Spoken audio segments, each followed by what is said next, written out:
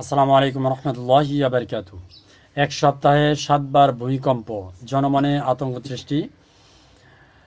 একের পর এক ভূমিকম্পে জনমনে জেঁকে বসেছে আতঙ্ক। বৃহস্পতিবার মাত্র 13 ঘন্টার মধ্যে 3বার ভূমিকম্প শনাক্ত করেছে দেশীয় আন্তর্জাতিক পর্যবেক্ষণ সংস্থা।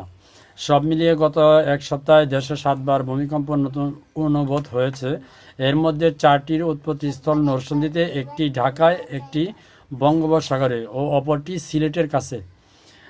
সর্বশেষ বৃহস্পতিবার বিকেল 4টা 15 মিনিটে 20 সেকেন্ডে রাজধানী ঢাকায় ভূমিকম্প অনুভূত হয়েছে।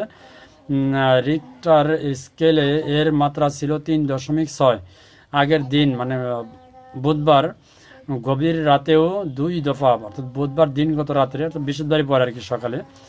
তো বুধবার আগে গভীর রাতে 2 দফা ভূমিকম্প হয়েছে। এর আগে গত 21শে নভেম্বর 5.7 মাত্রা ভূমিকম্প হয়েছে শুক্রবারে।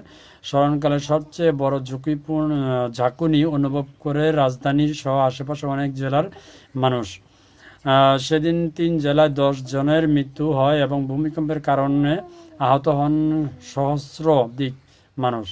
পরদিন 22 নভেম্বর 3 দফায় ভূমিকম্প হয়। আবহাওয়া অধিদপ্তরের ভূমিকম্প পর্যবেক্ষণ কেন্দ্রে ভারপ্রাপ্ত কর্মকর্তা রুবাইয়াত কবির জানান, বৃহস্পতিবার বিকেলে ভূমিকম্পটির উৎপত্তিস্থল নরসিংদীর ঘোড়াশালে। রিক্টার স্কেলে ভূমিকম্পের মাত্রা ছিল 3.6।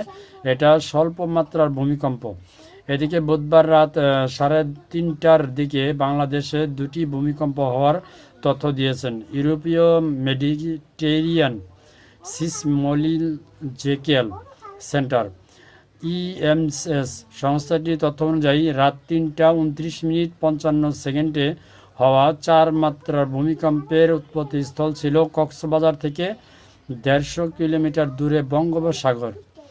1 মিনিটের ব্যবধানে 3টা 30 মিনিট 49 সেকেন্ডে আরেকটি ভূমিকম্প হয়, যার উৎপত্তিস্থল ছিল সিলেট থেকে 24 কিলোমিটার উত্তর। রিক্টার স্কেলে এটি ছিল 3.4 মাত্রায়। গত শুক্রবার সকালে কয়েক দশকের মধ্যে সবচেয়ে প্রাণঘাতী ভূমিকম্প আঘাত স্থান আনে। আসলে বাংলাদেশে এখন বর্তমান ছোট ছোট ভূমিকম্প অ্যাভেলেবেল হয়েই যাচ্ছে। এই ভূমিকম্প কি আসলে আগাম বার্তা দিচ্ছে যে আগামীতে বড় ধরনের ভূমিকম্প হবে? আপনি কি মনে করেন? আর বিশেষ করে ছোট ছোট ভূমিকম্প থেকে বড় ভূমিকম্পর অস্তিত্ব পাওয়া যায়, কেননা বড় ভূমিকম্প হওয়ার আগে ছোট ছোট ভূমিকম্প দেখা দেয়। তো আপনারা কি মনে করবেন আসলে জানাবেন। এটা নিয়ে ঢাকাতে আতঙ্ক সৃষ্টি হয়েছে, আতঙ্কে আছে মানুষ। আসলে গতকালকে যে ভূমিকম্প হয়েছে এটা আমি নিজেও জানতাম না, তবে জনগণের মুখে শুনছি, কারণ আমি তখন রাস্তায় ছিলাম। তো আমি আসলে ভূমিকম্পটি খেয়াল করতে পারিনি। তো পর আমি ঘাটাঘাটি করে দেখলাম যে না, ভূমিকম্প হয়েছে। সংবাদ মাধ্যমে, গণমাধ্যমে আসছে। তো আল্লাহ তাআলা সবাইকে হেফাজত করুক, আমিন।